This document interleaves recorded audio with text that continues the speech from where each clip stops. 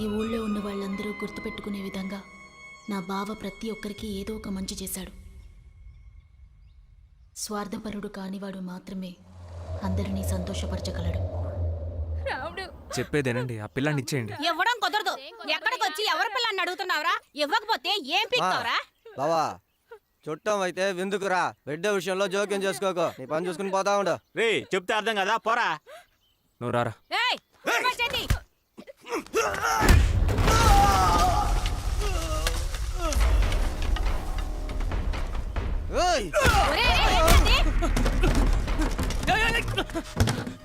రామ్మ దగ్గరికి వచ్చాయి. రామ్మ రేయ్ రేయ్ రేయ్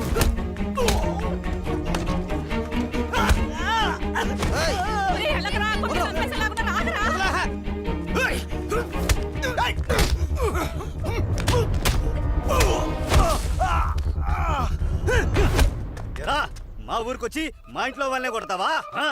నిన్ను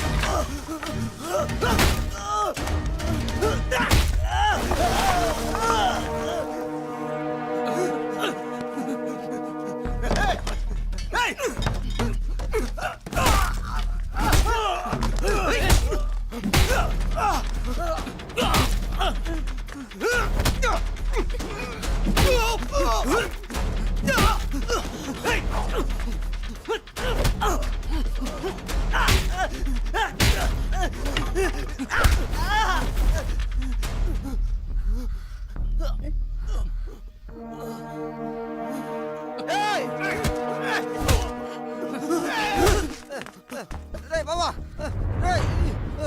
నా ఊరికొచ్చి నా బరువు తీకురా. వదిలేరా.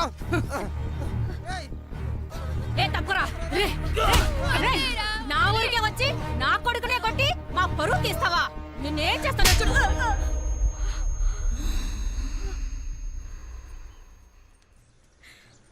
వాళ్ళు అబద్ధం చెప్తున్నారు.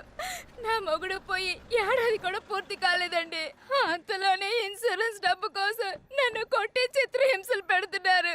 ఆయన నా మొగుడే కాదంటున్నారు. నా బిడ్డని నా నుండి దూరం చేసేశారు.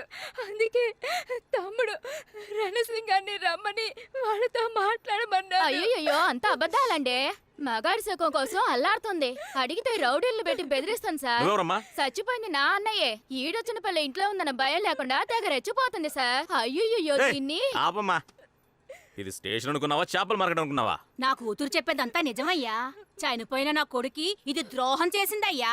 చనిపోయిన వాడికి ఎలా ద్రోహం చేయగలరమ్మా? సరే సరే, అది మీ ఇంటి గొడవ. ఇలా చూడండి, ఈవిడ భర్త విదేశాల్లో చనిపోయినందుకు ఇన్సూరెన్స్ కంపెనీ ఇచ్చే డబ్బు ఈవిడికి సొంతం. ఈవిడ ఇష్టపడి ఏదైనా ఇస్తే తీసుకోండి. ఇదేక్కడ న్యాయం? మా అన్న విదేశాలకు వెళ్ళడానికి లక్షలు అప్పు చేసి పంపించింది మేము. అడ్డమైన వాళ్ళతో కులుకుతూ తిరుగుతూ ఈవిడ గారు సంతోషంగా ఉంటుంది. తీసుకున్న డబ్బుకు వడ్డీ కడుతూ మేము చావాలా? రే, డబ్బు గురించి మాత్రం మాట్లాడరా, వదిన గురించి మాట్లాడుకో. ఏం చేస్తావురా? ఇక్కడ నరికి పోగులాడతావు. నిన్ను ఇక్కడ నరికి పోగులాడతా. ఏయ్, కాసే ఊరుకున్నాయా? నా ముందే మీరు ఇలా కొట్టుకుంటే నాకేంటయ్యా మర్యాద? సార్, అన్న విదేశాలకు వెళ్ళింది ఇదిగో వీడిని చదివించడానికి, తన చెల్లెలికి పెళ్లి చేయడం కోసమే సార్. పెళ్ళాం బిడ్డల గురించి కూడా తను ఆలోచించలేదు. విదేశాలకు వెళ్ళి చచ్చిపోతే డబ్బులు వస్తాయని తెలిసా చచ్చిపోయాడు. కానీ విదేశాలకు వెళ్ళి చచ్చిపోతే ఇంత డబ్బులు వస్తాయని తెలిస్తే వీళ్ళే కొట్టి చంపేసేవాళ్ళు. నేను చెప్పేది విను. ఎలా చూసుకున్నా ఇది వాళ్ళ కుటుంబ వ్యవహారం. ఇందులో మూడో మనిషివి నువ్వు జోక్యం చేసుకోకు. సార్, పిల్లాడికి వదినికి రావాల్సిన డబ్బు ఇచ్చేసి మిగతా డబ్బుని ఎలాగైనా పంచుకోమనండి, చావమనండి. ఇలా వదిని తప్పుగా మాట్లాడడం, పిల్లాడిని అమ్మ నుంచి దూరం చేయడం, ఇలాంటి పనులు చేస్తే మాత్రం నేను చూస్తూ ఊరుకోను సార్. ఏం చేస్తావరా? నీకు మంచిగా చెప్తే అర్థం కదా? పోండమ్మా, అందరూ బయటికి పోండి. నా కొడుకు డబ్బుని మింగేస్తానంటే నిన్ను ఒప్పుకోనే. దానికోసం నేను ఏ కోర్టుకైనా వెళ్తాను. నిన్ను నడి రోడ్డుకి లాగి అడుక్కునేలా చెయ్యలేదు నా పేరు మార్చుకుంటానే చూస్తానే ఇంకా నువ్వు ఏయ్, అక్కడికి వెళ్ళి అరుస్తుంది చూడు, పంపించేవయ్యా. నా కొడుకు చూడండి రౌడీలా. ఏయ్, మర్యాదగా సంతకం పెట్టి ఊరికి వెళ్ళే పని చూడు. కాదని మళ్ళీ ఏదైనా గొడవకు దిగావనుకో మడవ నరాన్ని కోసి పారేస్తా. బా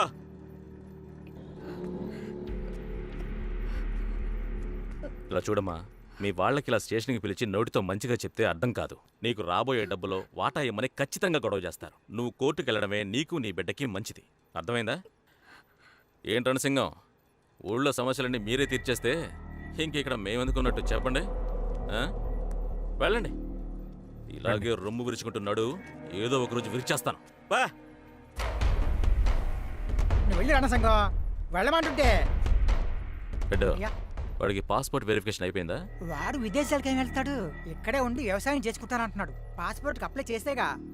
అన్నయ్య 33x28 ఎంత చెప్పు.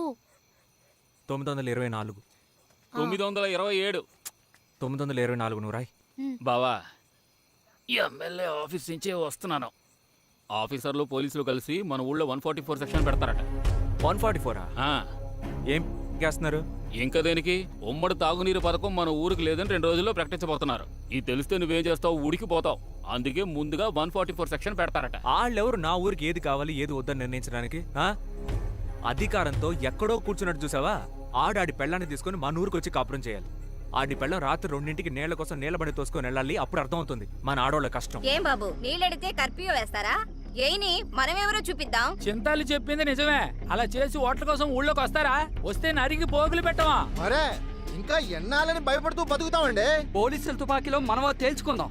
ఇలా ఆవేశపడడం వల్లే, తొందరపడడం వల్లే మనం పైకి రాలేకపోతున్నాం. ప్రభుత్వం యజమానుల కోసం పథకాలు తీసుకొస్తుంది, మనం వాటిని ఎదిరించి పోరాడతాం. వాటికి వ్యతిరేకంగా కోర్టులో కేసు కూడా పెడతాం. కోర్టు ద్వారా న్యాయం దొరుకుతుందని ఎదురు చూస్తూ ఉంటాం. కేసు కోర్టులో ఉంది, కేసు కోర్టులో ఉందని చెప్తూ ఉంటారు. ఎదురు చూసే మనకి వయసు అయిపోద్ది. మనకే తెలియకుండా మనం వద్దని చెప్పిన పథకాలు మన మీద, మన పిల్లల తలల మీద వాళ్ళు రుద్దలేదా? అవునా కాదా? ఏదో పెద్ద చీరేస్తానంటున్నారు. రేపు ఎవడైనా ఓటు కోసం వస్తే మనం కొలవడానికి ఓటేసే రకమేగా మీరు. అవునా కాదా? మరి కులం, మతం, దేవుళ్ళు అని చెప్పి మనల్ని తేలిక వల్ల వేసేసుకుంటారు. మన పోరాటాన్ని ముగించడంలో వాళ్ళు ఎంత క్లియర్గా ఉన్నారో అలాగే ఏది కావాలో ఏది వద్దో అని మనం క్లియర్గా ఉండాలి.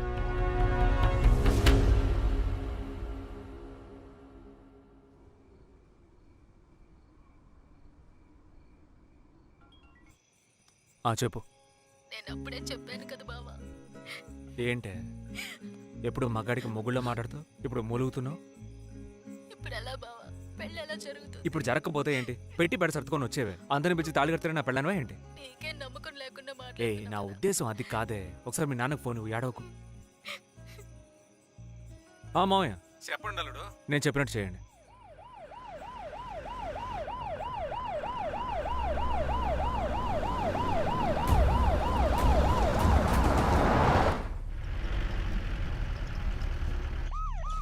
అమ్మా ఆగండి. ఏంటమ్మా ఈ టైంలో తిరుగుతున్నారు? ఏంటి తిరుగుతున్నావా? నీళ్లు కావాలి. నీళ్లు మీరు తెచ్చివ్వండి, ఇలాగే ఇంటికి వెళ్ళిపోతాం. ఏదో ఒక సాగుతో బయటకు వచ్చారు. ఓమా అలాగే.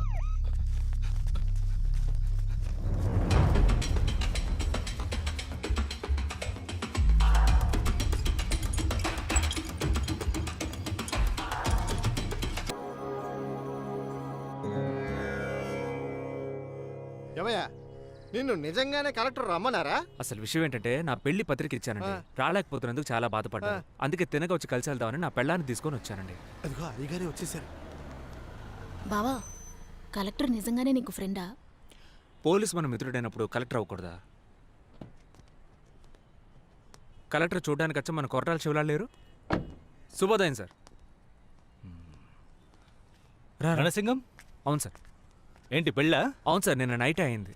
నైటా? అవును సార్, మీరు 144 కర్ఫ్యూ విధించారు కదా. అందరూ చాలా స్ట్రిక్ట్గా ఉన్నారు. ఇక పగటిపూట అందరిని పిలిచి పెళ్లిం చేసుకుంటాం. అందుకే కట్టుకోబోయే అమ్మాయికి దొంగతనంగా తాళి కట్టాల్సి వచ్చింది.